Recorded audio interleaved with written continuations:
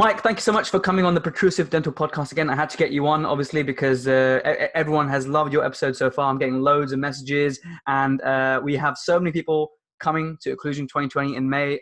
Are you looking forward to it? I am so looking forward to it. You know, aside from wanting to get out of winter in New Hampshire, I cannot even wait to get over there. The opportunity to be there for, 2 full days. We're going to be able to cover so much material and eat so many lamb chops. And curries, and articulators. It's going to be a good time for sure. So those who've been asking me, yes, I'm still speaking to Madhus, and it's pretty much like by in 3 days time, you'll get an email from me about menu choices and stuff. So I'm making it happen. Logistically, it's a nightmare, but we're going to do it. We're all going to have as many people as we can who can stay around for the dinner part on the Friday night. So that's going to be amazing. Miguel, we have people coming from all over the world. Large contingent from Scandinavia, Germany, Wow. Finland, obviously, Scandinavia again, Singapore, a couple from Singapore, which is amazing. Oh my, halfway around the world. Yeah, which is superb. So many from Liverpool. I don't know what it is about Liverpool, about what you've done to these people from Liverpool, but they're really attracted to you. So yeah, Liverpool for sure are coming in massive numbers. I won't make a Beatles joke, otherwise I'll get in trouble. Yeah, do not pick a fight with these Liverpudlians, these Scouse people. So it's amazing. I'm going to make sure that we have some flags representing all the countries for you, and it's going to be a really, really nice international affair. The reason we're doing this episode is because I've been inundated with questions for you ahead of the course. And I think it was a really nice touch that when some people asked about the leaf gauge and you were kind enough to make that video to answer some questions even before the course happens. I think that's working really well. People are gaining a lot of value from that. So we're going to do that. Cool. And the most common question I've had so far, Michael, is can you recommend any pre-course reading material? Literally everyone is like, they're so keen. They want to know something before they come and see you. That's a tough one because it really depends on what they're looking for. There's so much that we're going to cover during the program. I think that if they're, you can certainly read the traditional texts of Dawson or Occlusion, but I guess if you'd really like to get a bigger insight of what I'm doing and what I'm thinking about, I think they could jump on RIPE, on Restorative Implant Practice Excellence. I have a vast catalog of cases, hashtag Melkers cases, and also hashtag Melkers occlusion. I think if they sift through that, they'll probably find, I think they'll probably develop as many questions as they find answers. And because that's what it's always about, is what do you need and where do you need to go? But if someone comes in absolutely stone cold with no preparation, sometimes that's our favorite because we start with a clean slate. So whether we have experienced practitioners or newly qualified practitioners, there's going to be something for everyone, whether you've done any preparatory reading or not. That's great. So that's very practical. And what I'll do is when I'll email out all the delegates, I'll put the links on to RIPE with your hashtags. That's Melkers cases and Melkers occlusion, I think. And it's something that I sift through now and again. And there is so much good stuff on there on all aspects of occlusion, including from a single crown a few months ago you posted to a lot of the splint work. So I'll be sure to put that on. I think that's as good as pre-course reading material as anything. So that's amazing. The second question I have for you is from George Cheetham, aka George the Dentist. So I'll read that out to you. So George says, or George asks, in a couple of instances, okay, when you've placed 2 crowns on, let's say, a lower 6 and lower 7. So for you, it's the American system. That's too complicated for us. I speak international. I've been teaching, Jazz. I've been teaching so much outside the United States last year that I actually have a hard time using the universal system. So when you use the non-universal system, that is the system everybody outside the US uses, it's a second language to me. So, and I'm fluent. Thank you. You are very fluent, bro. So lower first and second molar, lower 6 and 7. So when you're doing 2 crowns adjacent in lower posterior region, for example, and then over time, the contact has opened, meaning that you've had to chance 2 crowns basically. So both times have been zirconia. So he's speaking from experience, and he's noted that it perhaps could be a material characteristic, i.e. zirconia. Could it be zirconia? So he said that could it be that the occlusion hasn't been checked properly and that they've had distal pressure on the 7 causing it to open up? Or do you think it's something in it with the material, zirconia? Have you had experience of this, or people show you cases where this has happened? And can you give any advice to people who may experience this? Absolutely, and it's really frustrating, if you practice long enough, it's happened to you. So there's not any magical way necessarily to avoid it. Why? Because we all miss something. So if I look at that, I really don't feel that it's a material issue. I really feel it's a contact issue, and we can check occlusion as much as we want, but there over time will always be things we miss. And what we usually see is some sort of distalizing contact on an inclined slope that I've seen people actually find those and erase those, and they're able to walk the teeth back with just occlusal adjustments. But sometimes even if you adjust those inclined contacts, the teeth won't drift back by themselves. So in those cases, unfortunate cases, what you can do is some really, really simple orthodontics. So after you've addressed those distalizing contacts, you can just use something like an Essex with a little dimple on the back of it. So what I do if I have the ortho instruments is you can heat it up and just put a dimple. And if I don't have it, I've gone, caveman dentistry, and even used just a heated ball burnisher to put a dimple back there. But it can be simply addressed. Brilliant. So what I understood from that is it could be an contact on an incline from the opposing tooth, causing it to almost drift and open up. And sometimes when the contact's eliminated, it could return.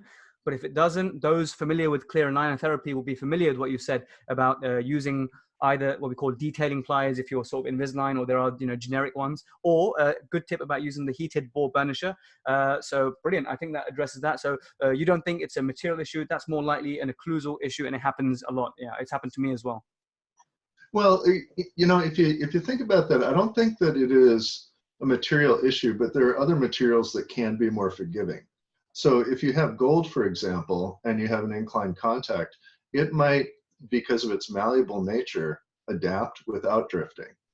But I've certainly heard and seen this enough with gold crowns and with porcelain crowns or zirconia crowns. So there's not a gravitational force involved that pushes zirconia to the distal on the sevens. Brilliant. So next question is from our friend Alan Bergen, who I think you know Alan, right? Do you know Alan? Have you met him? Yes, I have. Cool. So Alan says, when planning a full mouth rehab, do you start from the lower or upper? So he knows that Dawson teaches lower anteriors, but he's seen some highly respected clinicians, okay? And I think with DSD, digital smile design, they start with the uppers. So he thinks the argument for starting with the uppers is aesthetically guided and the lowers is functionally guided, but it's sometimes considered a more old school approach. So what advice can you give to Alan? And it's very, very reasonable question, because these two schools of thoughts exist, and it's very important because it's the starting point for your entire case. Right. I'm sure, is one of them wrong necessarily, or is one easier, better? What do you do? Well, I think the beauty of Alan's question is he answered his own question, and he set up the two criteria that historically why we choose the two. So originally, the starting on the lower really comes from the Hanau quint. That goes back to the 1800s of denture setup. They started on the lower, and they started in the lower anterior because everything was so functionally driven. And in today's day and age, and we've progressed to this, that we are much more aesthetically minded, even if we're really not even changing aesthetics. So we may improve in aesthetics and say, what do you want the ones to look like? And traditionally, that's a denture setup that we've progressed to today is, where do you want the one? Where do you want the second one? Go to the two, go to the two, go to the three, go to the three, occlusal planes, and then how do you make the lower fit? And that's treatment planning 101. How do you want it to look? How do you make it fit? So the interesting thing about rules is rules can be broken, but you have to know what you're breaking. And so sometimes you can certainly jump ahead and level the lowers, and we'll frequently see that. And I think Lincoln Harris and I talk about that a lot, is yes, we know we're going to improve the uppers, but if the lowers are up and down like picket fences all going askew, yes, you can level them and still know you're going to do the uppers. But if you want to, I guess, look at it from a black and white approach, I would say, yes, we start with the uppers. How do you want it to look? How do you make it fit? So that I do like that approach much more. So in the majority of your cases, do you think that you're starting with the upper, with the aesthetics in mind, and like just how you described, making it fit, or yeah, is that your usual protocol? Would you say? My usual protocol, yes. It's how do you want the uppers to look? How do you make the lowers fit? Because there are two issues, Jazz, when you're talking about that as far as fit goes. Because you can talk about it like this, as far as fit goes. How do the lower ones fit into the palatals of the upper ones? Or you can look at it like this. In excursions, how do the upper ones fit the lower ones? And that's really an inside-out approach. That is, if you're going to make something look however you want it to look, and one of your points in excursions and parafunctional control, an endpoint of that may be an edge-to-edge position. That edge-to-edge position can be discussed and planned before you've actually figured out vertical dimension and how things fit as far as the palatal contacts. And I know that gets that can get into a rabbit hole without actually having some teeth and some diagrams. But I'm gonna cover that quite extensively in May. Is what are our considerations when altering vertical dimension or maintaining it? Because there are considerations in both that we may need to change both arches or we may not need to. And what are the benefits and considerations of each of those applications? I'm going to go over that a lot in May in standard and also non-standard occlusions, not just class 1s, but class 2s, div 1, div 3. We're going to cover all of that. Brilliant. I remember that from your program in Stockholm as well, where you covered that very well. So I'm excited to listen to it all over again. But I think from some of the cases that you've posted again on RIPE, you do show the sort of outside in wax up, right? And that was incredibly useful. I do. And I would say if I do have a standard approach, especially when planning rehabs where I'm altering vertical dimension is usually my last decision. It is because I want to, like I said, I want to see how things look, and then I want to figure out overlap and overjet. Because Frank Spear says the way to help restorations not fail when you're treating the more dentition is you either decrease overlap or you increase overjet. So decreasing overlap decreases the time and resistance. Decreasing overjet or increasing overjet decreases the angle and resistance. And both of those can come into play and be balanced out in the cases. And we'll be showing this for sure.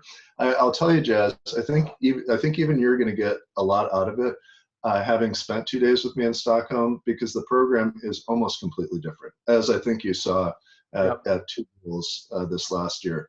I've been working on it daily to improve it. Quite a bit. Obviously, we speak about it and we stay in touch on in messaging, and I think it's great how much energy you're pouring into it and the new ideas you're coming out with. So we're in for a treat. I know that for a fact. So the next question we have again from George. He had a 2-part question: is in a patient with a history of tooth wear, muscle soreness, and even cracked teeth has resulted in requiring root canal treatments and crowns. But when they wear a CPAP at night, and should they be wearing a night guard of some sort? So does the CPAP have any protective function? So I think what he's trying to say is, can the CPAP alone, because there is some evidence that when you help the airway, you can reduce the bruxism events, which I think is very clever the way he's written that. Is that alone, or is that alone enough, or do you think there is still a need for an appliance, for let's say a protective appliance? You covered that really well in the first episode about protective, diagnostic, palliative. So let's talk about protective appliance in someone who's already wearing an airway device like CPAP, for example. Right.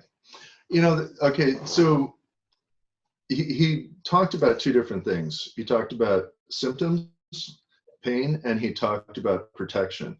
So one is going to be feedback 100% from the patient, and they know they're feeling better, because we can't tell that.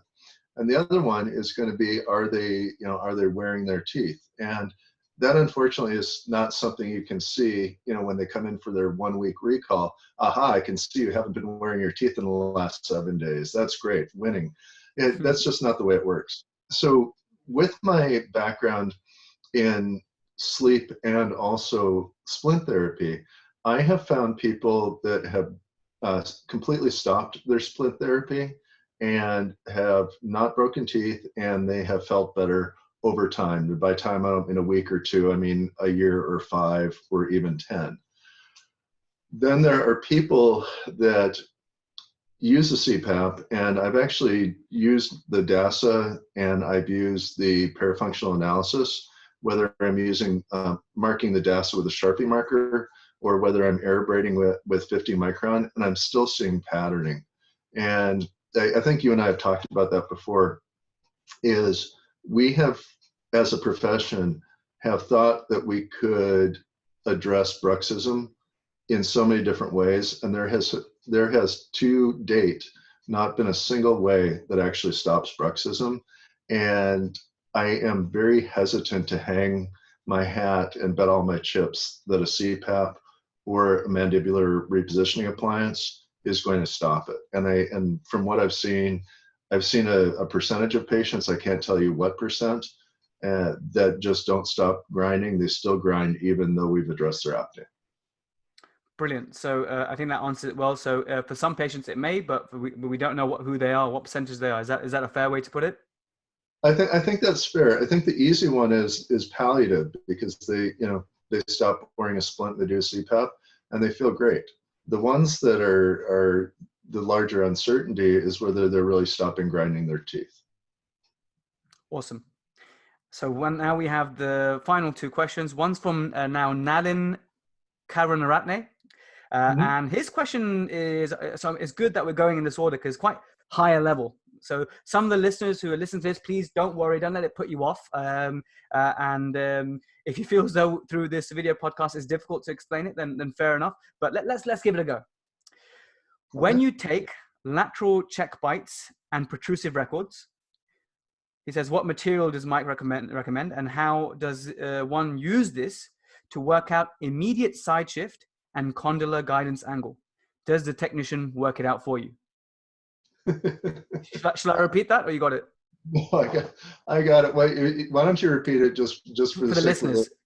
I've read the question already, so. Fine. So lateral check bites and protrusive records. So firstly, which material do you usually use to do your lateral records and protrusive records? We can start with that. Honestly, Jazz, I don't do lateral check bites. I stopped doing them years ago. I pretty much stick to a protrusive only. And so let's talk about, instead of how I take them, he brought up what I use them for. So the reason we're doing any of these things is so that we, on our articulators, just got it out.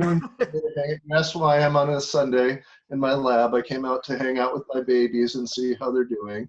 So yep. That's you. That's definitely you.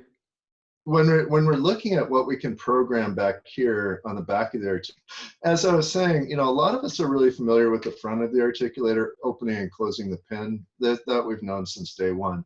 What gets really confusing is when we start to use the stuff back here. And I think this is really beyond the scope of a podcast, and you can certainly see it on my right posts, and we'll talk about this extensively in May. But you have condylar inclination. That is the steepness of the eminence, the path the condyle will take. And then we have Bennett angle, which is the sidewall angle. And then we have the third one that was brought up as immediate side shift. I'm going to start with the third one because I frankly don't believe in immediate side shift. I think it's an excuse for sloppy technique that we had historically, that people were already in protrusion and they were shifting both anterior and posterior, and we thought it was a immediate side shift. Frankly, I don't buy into it. So second one, Bennett angle, which is the sidewall angle. I believe in Bennett angle. I think it's incredibly hard to program. And I think when we've moved away from tripod contacts on molars back to point cusp fossa or cusp marginal ridge, I think the incredible accuracy that comes along with Bennett is inconsequential. I also think it is the hardest to program. And I've done some research where I've given people that that instruct on occlusion, I've given them the same Bennett records, same lateral check bite records, and they didn't come up with the same programming. So the last one, which I think is honestly the easiest record, is the protrusive, the record for setting the eminence angle or the condylar inclination. Now for that one, you can use a variety of materials. I think one of the easiest ones is probably using wax. The reason I like wax is it is cheap, it is easy, and it is fast. You can either use, I think I probably have some right in the drawer in front of me. Being in my lab, I guess that's the advantage. So I have some extra soft, and by the way, this was not staged. Got my drawer. So this is really extra soft, and you can see how pliable that is. So I could use this for a protrusive record, and honestly, I wouldn't even need to heat it. I would maybe heat it just to get the bilaminar together, but you can also buy this in 3 and 5 mil thicknesses. Then I don't have Mike, that makes me a little bit nervous. I mean, how soft that record is. Traditionally, in what I've been taught, you know, you want to use something like beauty wax, something you have to heat up, then it stays rigid. But I think maybe it's because you have your own lab and it's handled with care from one surgery to laboratory. Do you not think that's an important point, that, you know, if we're posting our work, then if it's something so soft that in the transport, it's not... No, I think that's absolutely a consideration. So that looked that soft though, Jazz, but realize when I'm doing that, I mentioned 3 and 5 mil. That piece wasn't even 1 mil. So I'm using something a lot thicker. The rigid, the beauty wax or the Dalar waxes, yes, they're deadly accurate, and I want those for my CR record. But for a protrusive record, I don't want to call it a sloppy record, but you still get the same data if there's even a little fudge or squish. Sure, that makes sense, yeah. But that also brings up the fact that I said there are benefits and considerations. The reason I don't like using wax is because it is so soft, it can distort, and if you're using some of the harder waxes, they can be very brittle and they can break. So if I'm just going to put my articulator down here somewhere, and if I look back here in my lab, I'm sure I have some around. Yeah, see, I have one right here. So this is what I would use, and this is some kind of rigid bite registration. This would be similar to Futar D fast. You can use that. You can use Blue Moose. You can use a variety of registrations. But the nice thing about this sort of registration is it's not going to break on you. It has a little pliable nature to it, so it's safer. The thing about this though, when you're using something like this and doing that large of a registration in the arch, you need to make sure it is 100% set before you take it out of the mouth, because it may even seem rigid. But I've seen that when this U shape actually starts to flatten, I'm not going to do it because I'll break it, but I'll actually see a U shape turn into a V shape when it isn't fully set. That's happened to me, and since that happened to me, I always give it extra time, and also like just gently check it back in the mouth afterwards in certain cases, because that's definitely happened. It's completely distorted, and that's a very valid point when working with VPS, so silicon bite registration materials. Yeah, and I use them both all the time, and I'll tell you there are advantages to each of them. And a protrusive record, that is, if you're here in class 1 and you went 6 or 7 millimeters forward to edge, I don't like to call it an edge-to-edge bite, because some people like me, I have an edge-to-edge bite, and my edge-to-edge bite is my MIP bite. So what you want is 6 to 7 millimeters into protrusion. So for some people, that's not a real comfortable position to hang around in for a full minute while that polyvinyl siloxane sets. So when I say wax is fast, you can get that, go into protrusion, clench, air cool it, and it's out inside of 10 seconds. So wax has an advantage, especially if you're dealing with symptomatic patients or someone that just can't hold fluid that long. And they, you've seen them, they start quivering, they start shaking, they get sore, all from just trying to hold into that protrusive position for that long. Fine, that makes sense. And the only final part of the question was to does the technician work it out for you? So what, you know, as a dentist, you send the protrusive record. Is it up to you? Or, I mean, I assume it's up to the person who's actually mounting the cast and doing, or, you know, all that stuff, who's doing it. So for you, it'd probably be yourself. For a lot of people, it might be the technician. Am I right in saying that? Yeah, you are. I mean, if you look at where I'm at right now, I mean, this is in my private office, and I know people don't have labs like this. I'm a lab rat, and I love this. Yes, whoever's doing the mounting should do the programming.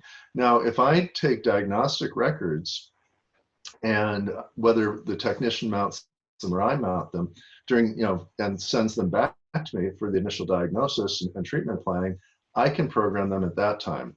And then if I'm using the same records, that is, if I have a cast that was done, the upper that was done with a face bow, and whether I start restorative work on the lower, or I mount them both and do restorative work on the upper, anything from that original face bow, as long as I'm maintaining that maxillary relationship, the programming that I do is going to stay the same.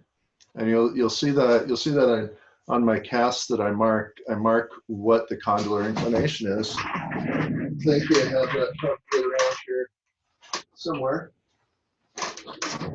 Oh, here's a steep one. This is a real steep one, but what I do, and I duplicate a lot of my casts, but if you can see there, see where it says 70 on the heel? It's incredibly steep cast, but I actually have that carved into the back of the model, so that as I go through my programming, or I go through my duplicating process, I actually have that already embedded in my casts. And I keep that for archival, but I also keep that for teaching purposes as well.